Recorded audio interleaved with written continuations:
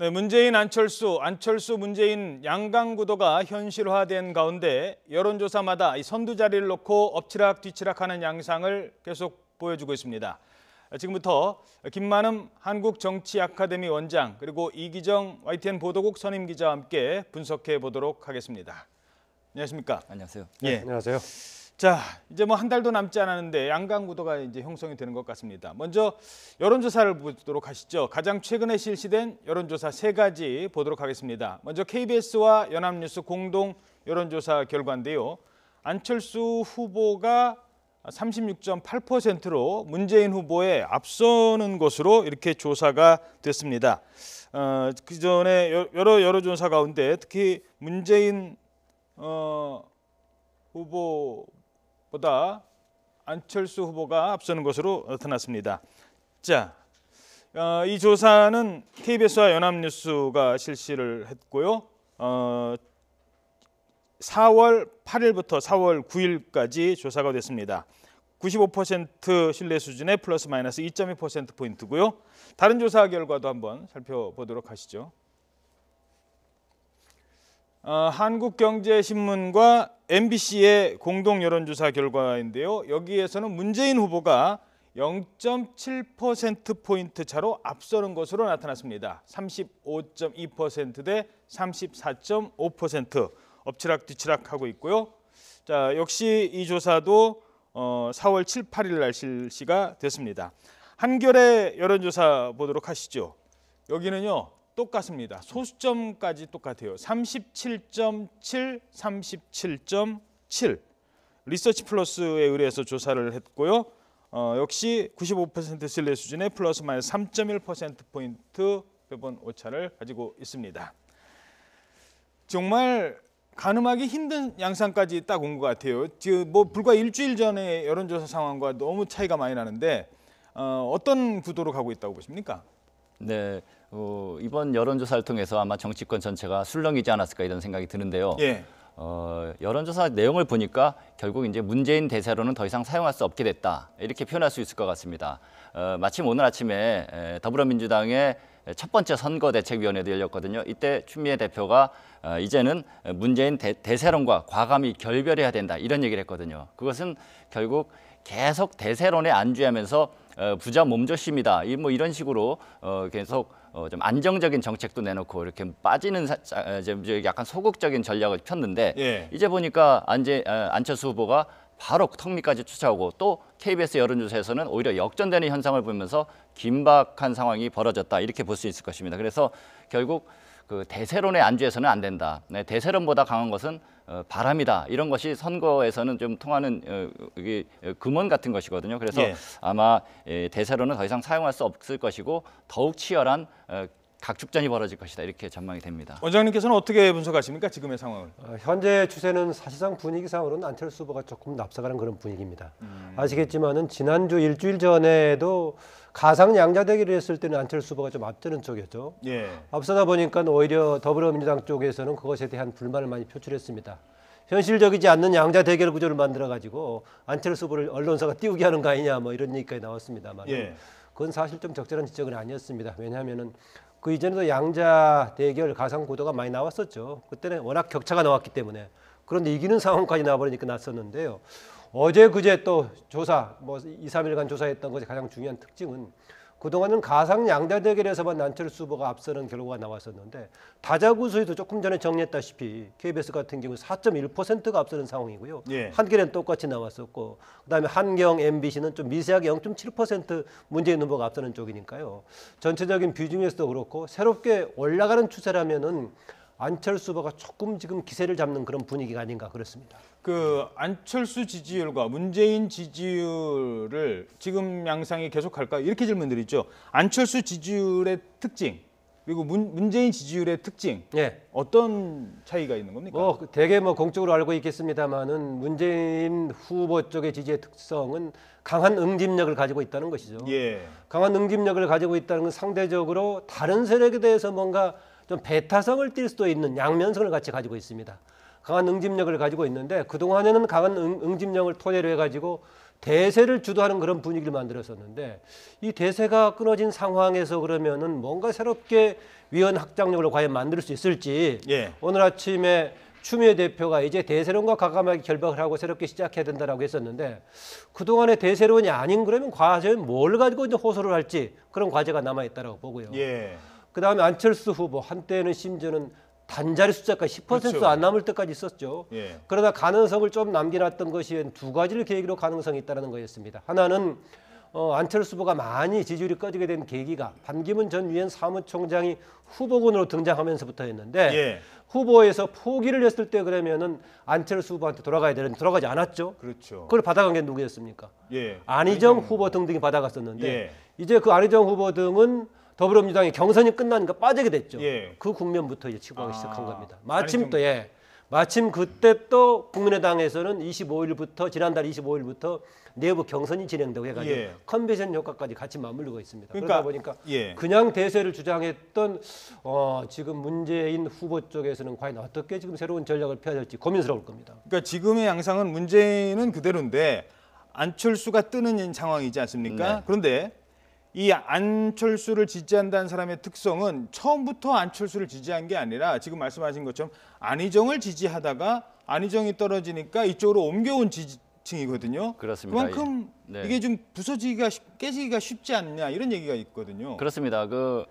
안철수 후보의 표심은 사실은 어찌 보면은 보수 중도표까지 다 끌어모으는 거 아닙니까? 예. 반기문 전 유엔 사무총장으로부터 시작된 보수의 결집력이 거기서 낙마하면서 다시 이제 황교안 총리로 옮겨갔었고 그것이 또 갈 곳을 잃으면서 안희정 지사 후보한테 경선 과정에서 그쪽으로 유입이 됐었는데 이게 경선 끝나고 보니까 안희정 지사의 표가 거의 3분의 2 정도는 자당이 아니라 오히려 안철수 후보에게 갔단 말이죠. 이것은 결국 안철수 후보가 갖고 있는 표심은 거기서 응집되는 표심은 사실 보수와 중도 이쪽인데 예. 이것이 이제 과연 어떻게 단단하게 형성될지는 주목됩니다. 자, 그래서일까요? 안희정 표를 뺏긴 문재인 후보가 지난 주말에 호프를 한잔 하러 갔다 갑니다. 화면 함께 보시죠. 네, 문재인 후보가 안희정 지금 지사 그리고 이재명 시장 등과 함께 지금 식당으로 들어가고 있습니다. 우리는 한 팀 하면서 이 뭐 소폭도 했다고 하더라고요. 저 네. 맥주잔에다가. 네. 예. 이제 뭐 같이 경선했던 네 사람들 얘기하겠죠. 아까 제가 말씀드렸었지만 경선이 끝나고 나니까 그동안에 안희정 특히 그다음에 뭐 이재명 후보까지 지지했던 세력들이 그대로 당에 포괄되지 않는 거죠. 예. 경선이 한참 진행이 될 때 더불어민주당 지지도가 굉장히 높았습니다. 어떤 조사는 아마 기억하실 것인데 50% 넘은 곳 하나 한 번인가 있었습니다. 그렇죠. 예. 40% 후반 나올 정도. 예. 그거는 안희정, 이재명을 지지한 그동안에 당 외곽에 있던 사람들이 결국은 당에 대한 지지가 이어진 거 아니겠습니까? 끝나고 나니까 같이 빠져버린 거죠. 예. 당 지지도 빠지고 후보에 대한 지지도 같이 빠지고. 심지어는 당에 대한 후보에 대한 지지만 합하면은요. 세 사람 지지를 합했을 때 심지어 한 65%가량을 받은 적도 있었습니다. 예. 그 빠져나가 버리니까 다시 묶는 것이 과제인데 모르겠습니다. 그래서 이렇게 네 사람 모여서 맥주에 소주 타가지고 건배한다고 뭉칠지 예. 구체적으로 끌어들이는 매력이 있어야 될지 좀 과제가 있는데 저는 이 점은 좀 아쉽습니다. 후보 경선 과정에서 문재인 후보가요. 2, 3등하고 상당히 격차가 있지 않았습니까? 예. 이때 안희정 지사가 주장하는 거라든가 이재명 시장이 주장하는 것을 그냥 받아버렸으면 될 건데 왜 그걸 상당히 강하게 맞받아치면서 갔었는가 예. 하는 것입니다. 그랬을 때 아하. 그런 것 때문에 결국은 갈라지고 오히려 밖에서 지금 이제 안철수 후보 쪽으로 가는 건데요. 예. 안철수 후보 지지 관련은 이런 면이 있습니다. 과거에는 야권, 뭐 중도, 보수 이렇게 여러 가지 성향의 표를 끌어간다고 했을 경우는 중간에 누가 매개하는 사람이 있거든요. 예컨 DJP 연합이라든가 예. 아니면은 뭐 노무현 정몽준 단일화라든가. 이번에는 구체적으로 누가 매개가 돼가지고 연합을 하고 있지 않는데 아하. 지지 세력 여러 세력이 하고 있단 말이죠. 이것은 그냥 상대적으로는 안철수 후보라든가 후보 주변 사람들이 가지고 있는 성향에 대해 상당히 폭이 넓지 않는가. 예. 한편으로는 외연 확장력이 있고 아까 말씀하신 반대로 경우에 따라서는 실수를 하게 되면 또 불안정하니까 흩어질 소지가 있는 그런 양면성이 있다고 볼 수 있겠습니다. 화면에서는 굉장히 화기애애한 모습을 보이고 있지 않습니까? 예. 그래서 이 경선 후보 자체들은 후보들은 서로 돕겠다 이런 얘기를 하는데 사실 화학적 결합을 하려면은 그 캠프에 속했던 사람들이 문재인 후보에게 적극적으로 도와주는 모습이 보여져야 되는데 예. 경선 후보는 이렇게 맥주를 그렇죠. 건배를 하지만은 사실 박영선 의원 같은 경우도 그 안희정 지사를 돕고 있다가 이제 선대위에 들어오라 하니까 안 들어오겠다고 오늘 선언을 했거든요. 예. 그것도 그렇죠. 또 이재명 후보를 돕던 이종걸 의원도 지금 조건부 참여 이렇게 예. 내세운다는 것은 결국 안 들어가겠다는 얘기랑 마찬가지이기 때문에 지금 문재인으로서는 큰 지금 그 어떤 고비를 맞고 있다 이렇게 볼 수 있을 것 같습니다. 경선 과정 속에서 안희정 후보가 그런 얘기했었죠. 페이스북에다가 사람 질리게 한다고. 예. 뭐 그런 것 등에 대해서 그런 것 대책을 내놔야지 그냥 건배만 해서는 안 될 겁니다. 특히 아까 제가 한편으로는 응집력이라는 장점이 있지만 그게 경우에 따라서는 배타성으로 이어질 소지가 있다. 사실은 저는 가장 큰 좀 취약점이 아닌가 좀 그렇습니다. 근데 조금 늦지 않았나는 감도 있어요. 그러니까 미리 경선 끝나고 다음 날 저런 모습 보여줬으면 그 지지층에 좀 안 빠졌을 텐데 이미 지지층 나간다고 하니까 마지못해 모이는 듯한 양상도 좀 보여주거든요. 어찌 보면은 그 경선 과정에서 그 꾸준히 주장했던 적폐청산이라는 그 프레임을 계속 가져갈 때 결국 다른 후보들은 들어갈 구멍이 좀 없고 구석이 좀 없거든요. 어찌 보면은. 그래서 여기서 보여준 안희정 지사가 보여줬던 그런 거 있지 않습니까? 뭐 연정에 대한 것, 뭐 적극적으로 받아들일 수 없더라도 예. 그걸 포용하는 느낌 이런 것들을 제시했어야 하지 않을까 이런 생각도 듭니다. 알겠습니다. 자, 이런 가운데 안철수 후보는 5.18 묘지를 어제 참배를 했는데요. 5.18 가서 그런 얘기를 했답니다. 다음에 내가 대통령 돼서 다시 온다면 나는 여기서 이물리한 행진곡을 여러분과 같이 부를 것이다. 호남의 지지세를 더 키우겠다 이런 발언 아니겠습니까? 그러겠죠. 더구나 방문제니까 방문제에 특화된 또 발언도 해야 되겠고요. 국민의당을 토대로 지금 안철수 후보가 활동을 하고 있는데 사실상 국민의당을 지금 살린 게 호남적 아니었습니까? 예. 물론 지지는 전국적으로 평균 26.7%를 지난해 4.13 총선에서 받았습니다만은 그런 배경에 있으니까 어떻든 간에 에너지는 그쪽에 있을 겁니다. 예. 더구나요. 최근에 보면은 문재인 후보가 유일하게 확실하게 앞섰던 곳이 호남이었었는데요. 어제 발표된 조사들에서는 비슷하거나 밀리는 쪽이 있어가지고 사실상 이 흐름이 어떻게 가느냐 이것은 이후의 향배도 굉장히 중요한 변수가 될 겁니다. 그래서 호남 관련 특히 안철수 후보가 상당히 강하게 감정적인 어필을 어제도 한 것 같습니다. 알겠습니다. 잠깐 간단하게 더 분석을 해주신다면요. 네, 안철수 후보 같은 경우는 사실 당이 이제 주요 의원들이 호남에 결집돼 있지 않습니까? 그런데 당 지지율보다 훨씬 높습니다. 개인기에 의해서 이렇게 지지율이 올라가는 것 같습니다. 그래서 아마 많은 이제 상대방 쪽에서는 박지원 상황에 의해서 아바타로 움직이는 거 아니냐 이런 정도로 공격을 받고 있는데 그렇게 위해서 안철수 후보 같은 경우는 자신의 독자적인 목소리를 내기 위해서 더욱 노력할 것입니다. 그래서 최근에 보면은 사드 관련돼서도 당론은 사드 배치 반대입니다. 그렇지만 예. 안철수 후보는 그 당론을 거스르고 있거든요. 예. 자기 목소리를 계속 내면서 자신의 기반이 좀 탄탄하지 못하지 않습니까? 본인이 화학적으로 뭐 본인은 당 후보지만은 호남의 그 전폭적인 지지를 받지 못하고 있다는 그 의구심이 있기 때문에 이것을 깨기 위해서 독자적인 목소리를 더 내지 않을까 싶습니다. 예, 그렇군요. 알겠습니다. 자, 이런 가운데 자유한국당의 홍준표 후보 얘기를 좀 해보도록 하죠. 어제입니다. 경남도지사직에서 자정 다 돼서 물러났습니다. 공직자 사퇴 시한을 불과 3분 남겨두고 이뤄진 일인데요. 정치권의 비난이 잇따르고 있습니다. 이 내용은 장민정 앵커가 정리해드리겠습니다. 4월 9일 어제가 대선을 꼭 한 달 앞둔 시점이었죠.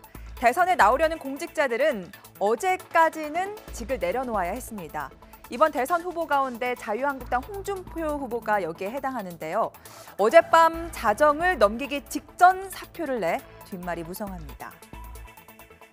자정을 3분 남긴 어젯밤 11시 57분, 홍 후보는 전자문서로 경남도지사직 사표를 냈습니다. 1분 뒤 인편으로도 사표를 보냈습니다. 법적인 사퇴의 시한은 넘기지 않았는데요. 경남도지사 보궐선거는 치러지지 못하게 됐습니다. 바로 공직선거법의 허점 때문입니다. 공무원의 사퇴는 사표를 낸 즉시 효력이 발생하지만 보궐선거를 치룰 사유가 있느냐 없느냐는 선관위가 통지받은 날을 기준으로 하기 때문입니다. 그래서 홍 후보는 어젯밤 늦게 사퇴해도 대선에 나갈 수 있지만 경남 선관위에는 오늘 통보가 이루어져 보궐선거는 열리지 못하는 겁니다.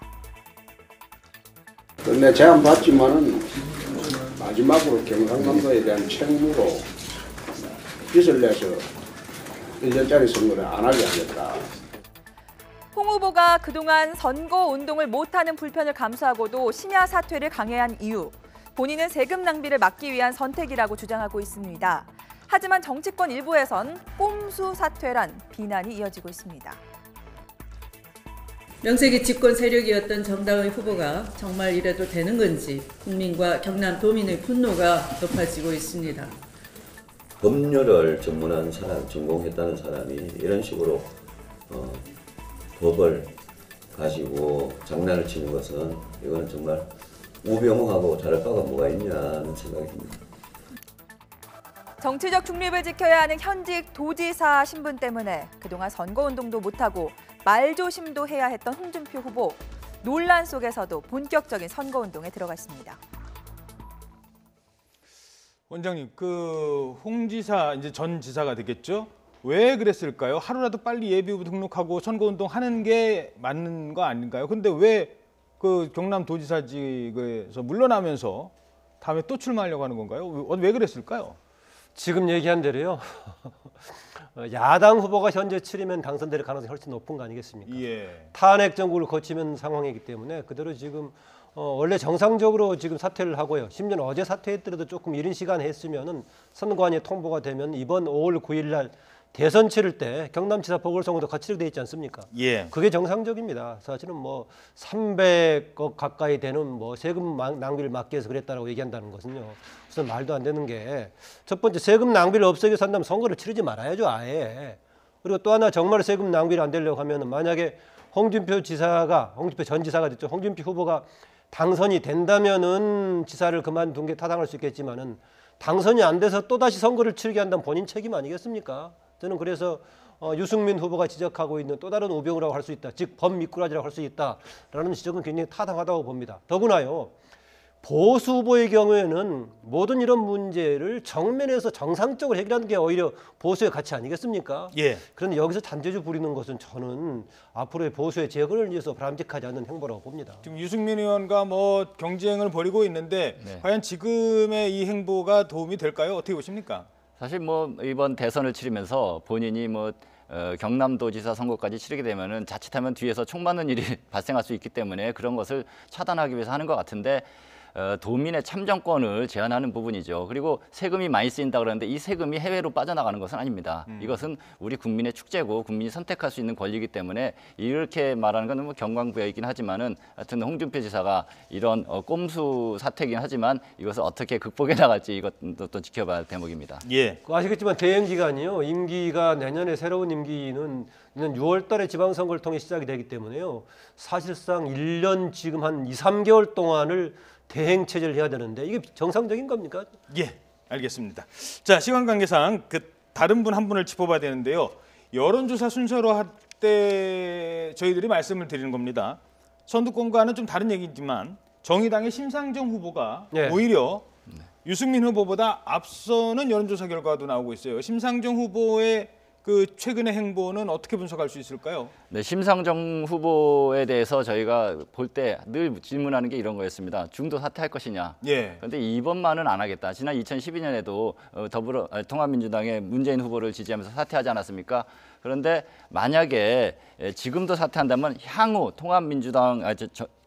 정의당은 결국 대선 후보를 낼 수 없는 그런 분위기까지 되는 것 같습니다. 그래서 신뢰를 위해서라도 지금은 사퇴를 안 하고 끝까지 완주할 것이라 이것이 제 개인적인 평가인데요. 그렇기 때문에 과연 어떻게 선거를 치를 것인지 그래서 선거 보조금은 일단 받지 않겠습니까? 20몇 억 나오는 것 같은데 그거 받고 나서 그것에 대해서 반환해야 되는 상황이 올 수도 있습니다. 예. 그래서 아마 굉장히 짜게 예산도 짜고 있다 이렇게 듣고 있습니다. 예, 저희들이 항상 그 정의당 같은 경우는 시간 관계상 뒤에 있다가 말씀을 못 드리는 경우도 있었는데 지금은 지지율 순서대로 하자면 이제 4번째로 올라오게 되거든요. 네. 앞으로 어떻게 전망하십니까? 심지어는 뭐 특정 방송에서 토론 대상으로 넣느냐 마느냐 가지고 논란이 되고 있었죠. 예. 4번째 정도 올라가게 되면 당연히 토론 대상이 될 겁니다. 그리고 정의당 그동안의 진보 정당들이요. 사실상 당선 가능성이 상당히 약한 상황에서 과연 마지막까지 뛰는 게 도움이 되느냐. 한 사람만 뽑는 가운데. 예. 그리고 저는 이번 선거의 경우에는요. 부여권이 사실상 거의 붕괴 가까이 돼 있기 때문에 진보 정당도 마지막까지 본인들의 입장을 국민들 앞에 호소하면서 한번 지지를 받아볼 절호의 기회 아닌가 좀 그렇게 봅니다. 알겠습니다. 네, 지금까지 김만음 한국정치아카데미 원장 그리고 이기정 선임기자였습니다. 두 분 고맙습니다.